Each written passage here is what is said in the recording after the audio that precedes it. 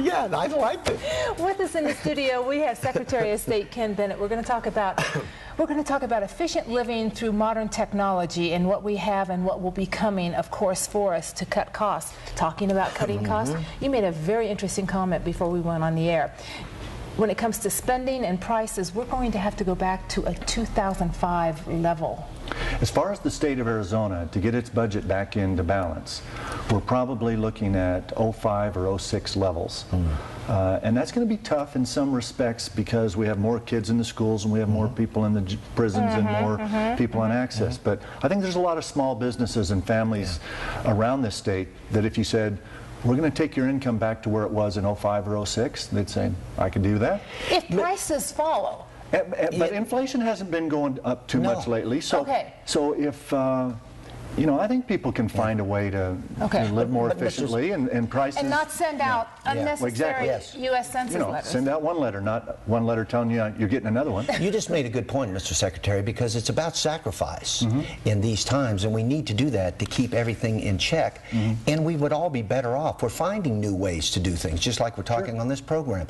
Energy, we're finding new ways for energy. We need to find new ways to budget ourselves. Yes, and we will do that.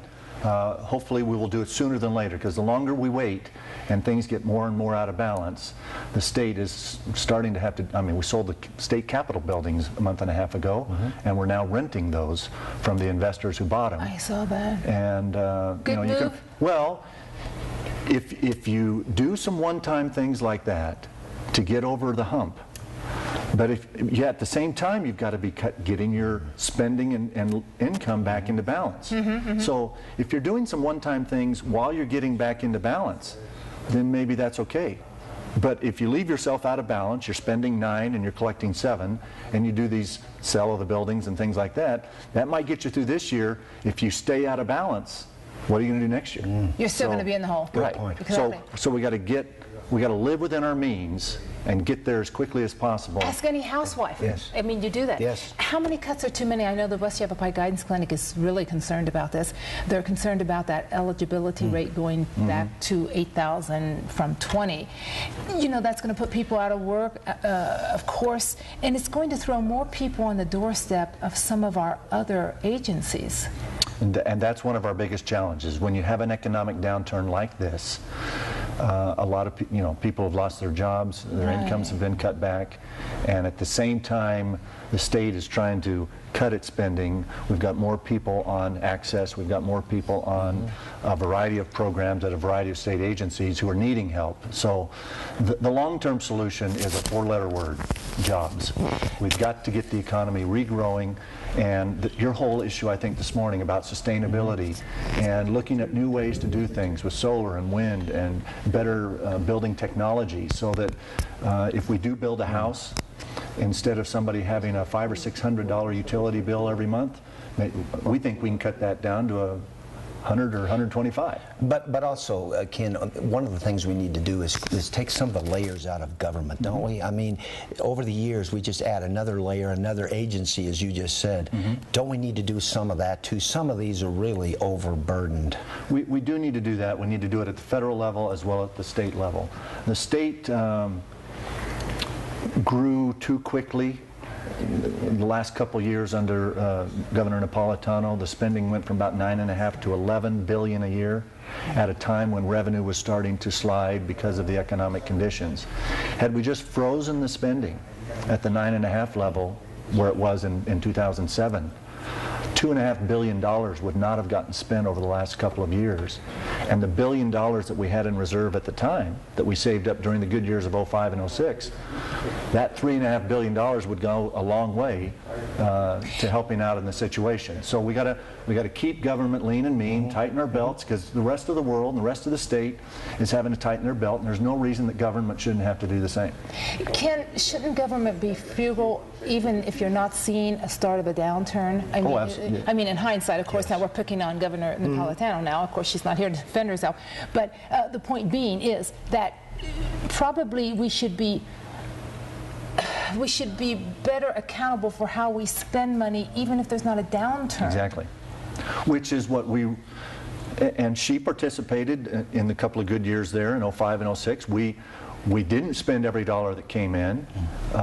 We set aside $1 billion of reserve in the rainy day fund and some But savings you tapped account. that too. Yeah. Well, and then when the economy started to go down, instead of freezing the spending, she let the spending go up and started to tap into those reserves. It's no different than a household. Exactly. Mr. Secretary, and Yeah. also, I mean, we've got to do something, and sustainability is one of those key points. So let's talk about that a little bit. Very important to the state of Arizona, and what resources do we have to implement that?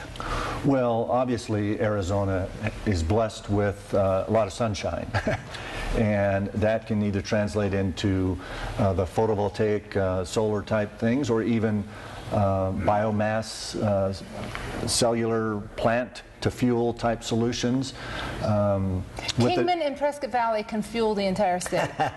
True. With wind. Actually, well, the with entire wind, state can sustain. Yeah, we have some windy up here on the high plateaus. We've got wind where it makes sense. The number of days of sunshine in this state, especially, you would think that maybe the deserts with the sunshine is the best, but actually, because of the temperature up here in the higher elevations, Arizona probably, well, as a state, Arizona has some of the highest rated areas throughout our state compared to any other state. We have more high efficiency solar areas. Just Now, what because makes it high? What makes it that?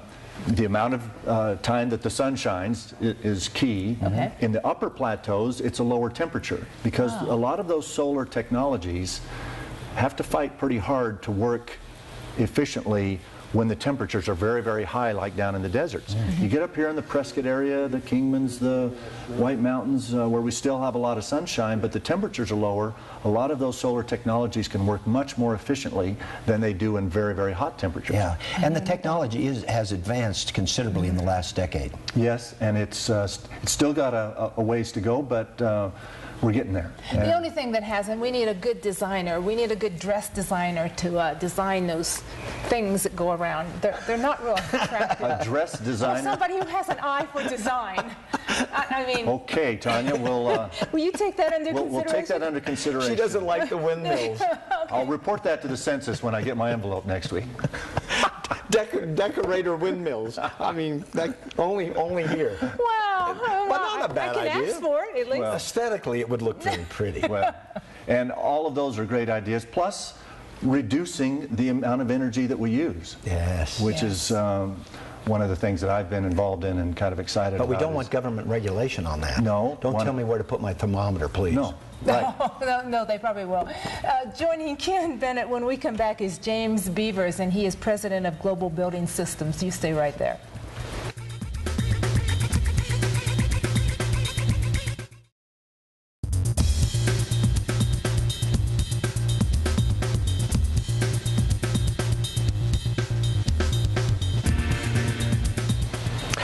Joining Mr. Ken Bennett, Arizona Secretary of State, now is James Beavers. And James, good morning. Welcome to the show. Good morning. And James is the president of Global Building Systems.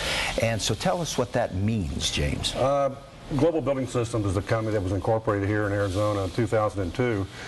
And with that, we applied for some patents on the thermal envelope. We talked about the thermal envelope 3 years ago here, and we've had some patents pending. We've had some more patents that have been approved by that since that time, and the product has evolved. We've stopped the conduction of heat. We've slowed it down. We've got a true thermal envelope that's been patented here in the United States, and we've applied for international patents. So, with especially today, if you read the news, gasoline's getting ready to go back up to $3 a gallon. So here we go It's very again. close. I think it's 2 cents from it. Yeah. Down on the corner. People are going to start paying closer attention to their thermal envelope, and they're going to pay closer attention to how to get that building to a net zero energy building, which now solar panels come into place, and wind turbines, and the thermal envelope. Mr. Bennett hit on a point a while ago. We've got to create a way where these buildings use less energy. It's all based on heat gain, heat loss. It's all based on a HERS rating, which is the most important thing for a building. How much energy does that building use, whether it be a home, a skyscraper, or whatever. So eventually we're going to be back here in the United States talking about how dependent we are on foreign oil.